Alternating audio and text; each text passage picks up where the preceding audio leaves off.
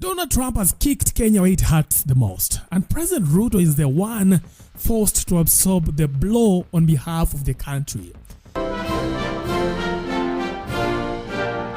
In a statement delivered at Quantico to top U.S. military officials, Trump declared that it is not the responsibility of American forces to protect foreign nations, such as Kenya and Somalia. His focus, he said, would shift inwards towards fighting unspecified enemies from within. Only in recent decades did politicians somehow come to believe that our job is to police the far reaches of Kenya and Somalia, while America is under invasion from within. We're under invasion from within. No different than a foreign enemy, but more difficult in many ways because they don't wear uniforms.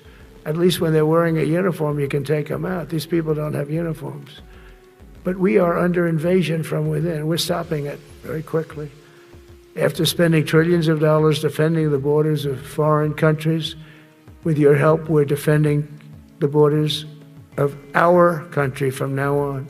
Now, Trump's words may have sounded broad and abstract, but in Nairobi, Kenya, alarm bells went off. Now, Kenyans saw it as a red flag. They interpreted it as a warning of reduced U.S. military support. They saw the risk of being locked out of intelligence feeds, stripped of logistical muscle, and exposed in regional security operations where the U.S. has historically been a major player. It was the clearest signal yet that Trump has no interest in continuing the kind of warm engagement Joe Biden showed Ruto during his tenure.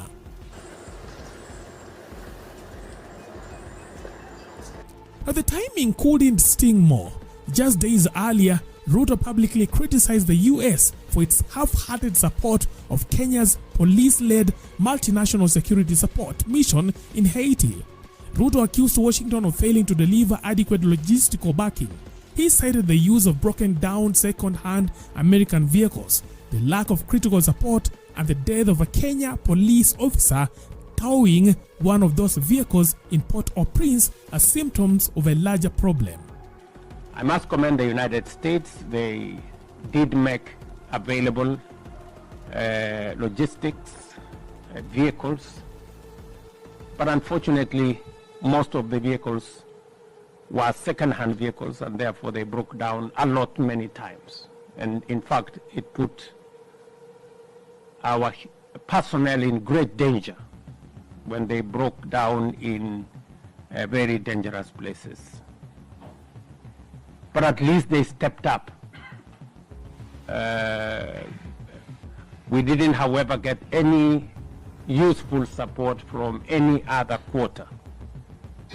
In response, Christopher Landau, the U.S. Deputy Secretary of State, made Washington's position clear. He insisted that the U.S. cannot continue to carry the lion's share of the financial burden. The United States has long been a partner and a friend to Haiti. However, we cannot continue to bear the lion's share of the financial burden in addressing the hemisphere's security threat. That is why we call on all UN member states to support the creation of a GSF and UN support office and to provide the resources required to stabilize Haiti. Translation: Kenya was asking for more than America was willing to give.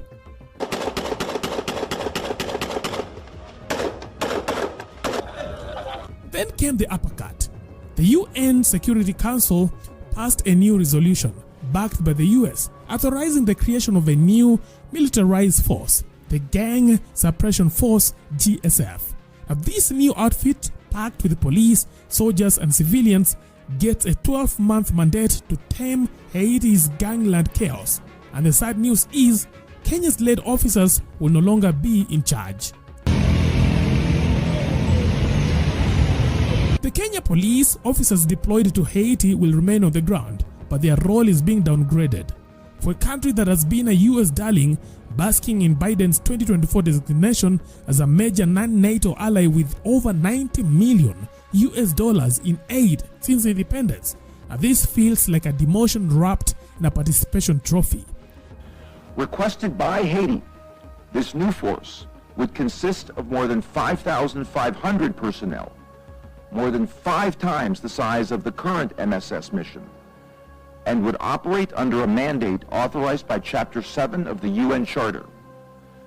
This mandate would empower the force to proactively target gangs and restore security to Haiti, while ensuring it has the appropriate tools to succeed. So, should President Ruto be hitting the panic button?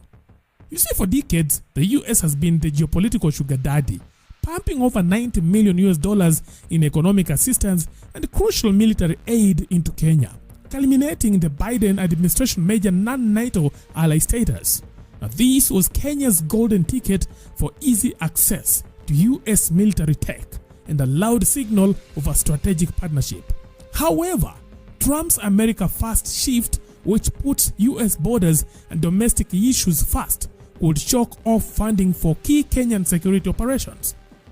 Not only are we rebuilding our great strength, but for the first time in years, my administration is actually using that strength to defend the core and vital interests of America. And very simply, we are putting America first. And I have since I've been elected. I've always put America first. Now, this includes support for KDF's fight against Al-Shabaab and even the US military presence in Kenya. Now, this isn't just a diplomatic insult. It weakens Kenya's ability to handle regional threats.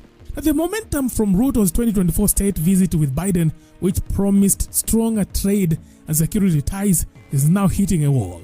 If Trump cuts back on US involvement in Africa, Kenya will have to adjust quickly. It can either move closer to US trade interests like AGOA and private investments, or look for new global partners, which could upset Washington, by the way.